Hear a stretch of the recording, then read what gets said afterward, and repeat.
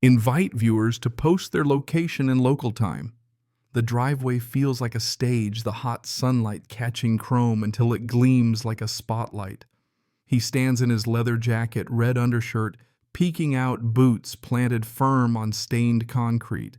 Beside him waits the Harley, an '06 Dyna with 88 cubic inches of American iron, his grandfather's legacy. Across the way stands the president of the Homeowners Association, Kylie Trent, arms crossed in a pink jacket so loud it could probably be seen from orbit. Next to her, her son Evan smirks like he's watching a sitcom rerun. Two police officers linger in the background, looking like they'd rather be anywhere else. The smell of grass clippings mixes with the tang of neighborhood indignation. Kylie jabs a manicured finger toward the bike and declares it a nuisance, a violation of vehicle now under the board's custody. Evan's grin widens, imagining himself astride chrome he didn't earn. The audacity nearly makes him laugh, but instead he stays calm. His grandfather taught him that shouting wastes energy, better to fix problems like an engine piece by piece with proof. Kylie rattles on about bylaws, anonymous complaints, and fines stacked like a leaning tower of nonsense.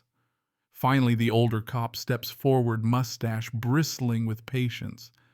He inspects the laminated title, the registration, the VIN etched into steel. Everything matches. The verdict lands plain as daylight. The motorcycle belongs to him.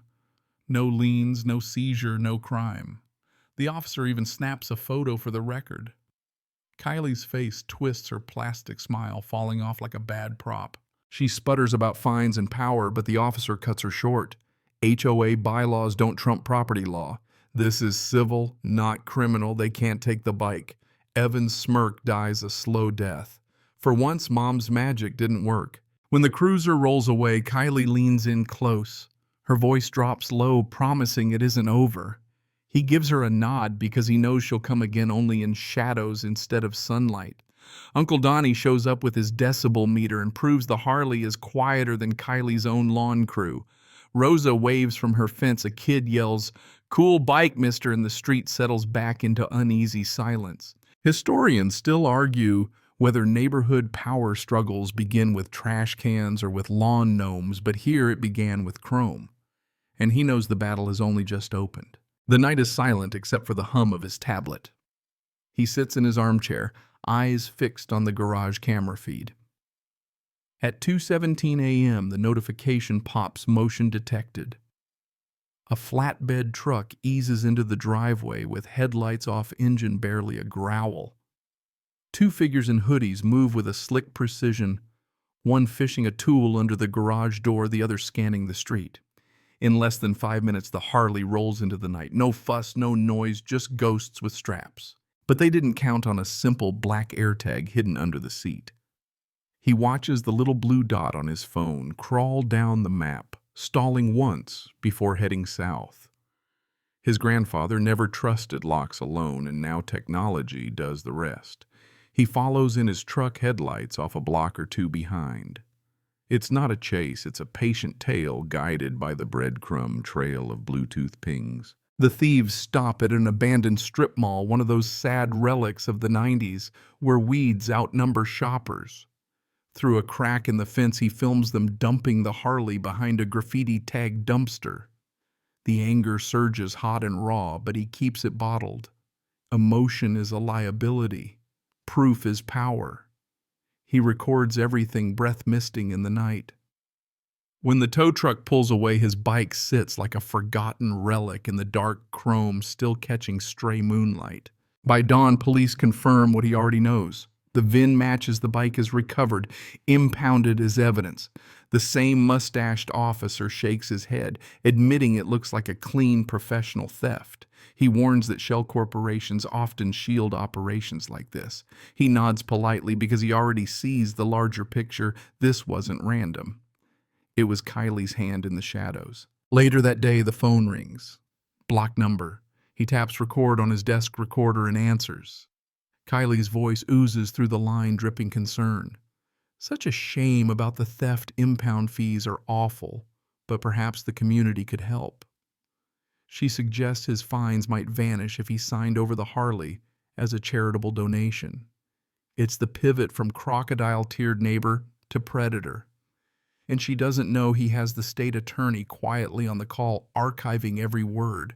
Historians still argue whether the first extortion schemes were born in Roman taverns or medieval guild halls, but in this suburban street it happens over a cell phone with a silk-voiced HOA president dangling bait.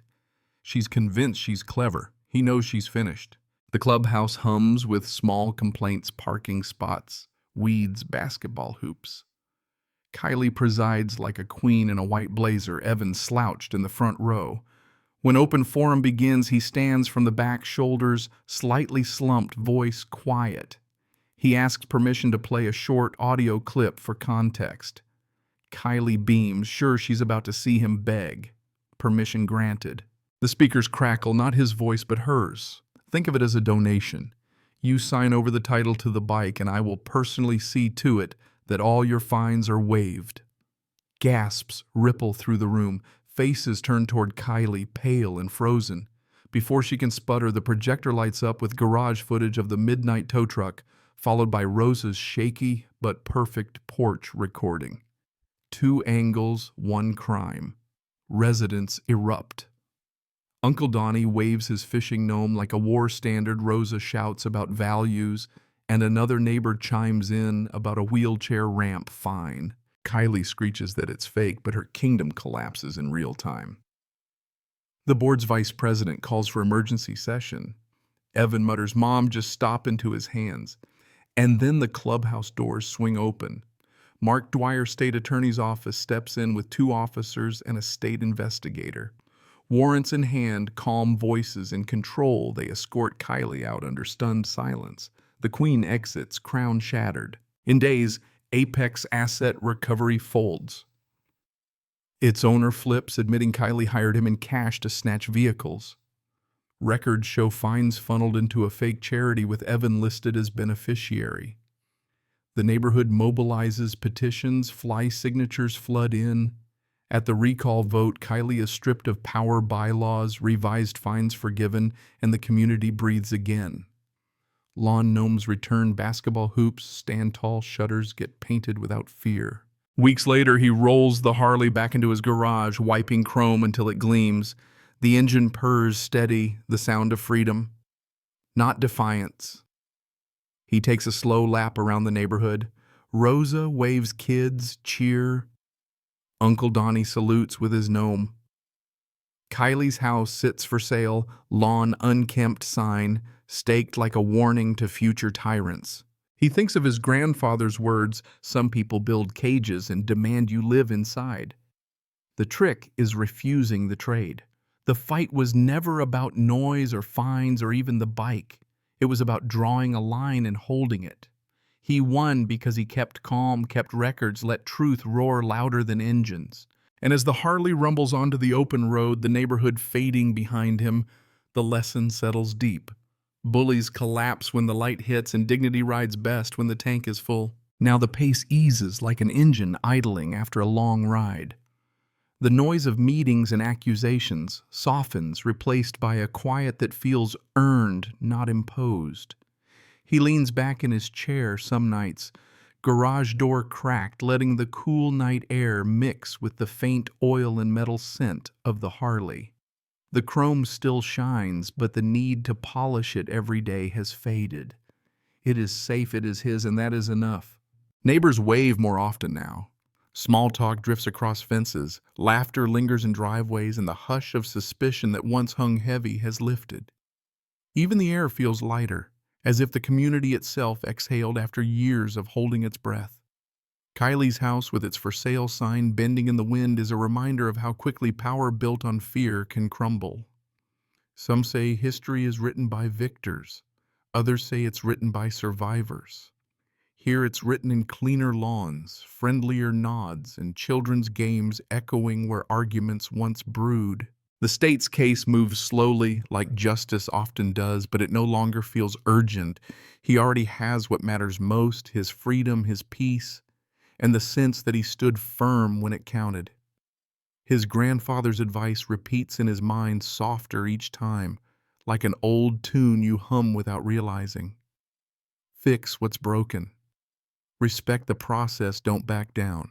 And when he finally swings his leg over the Harley on a bright Saturday, the road stretches ahead with no destination needed. The wind carries away the last residue of conflict, leaving only the steady rhythm of tires on pavement. A cage avoided, a line held, and a rider free once more.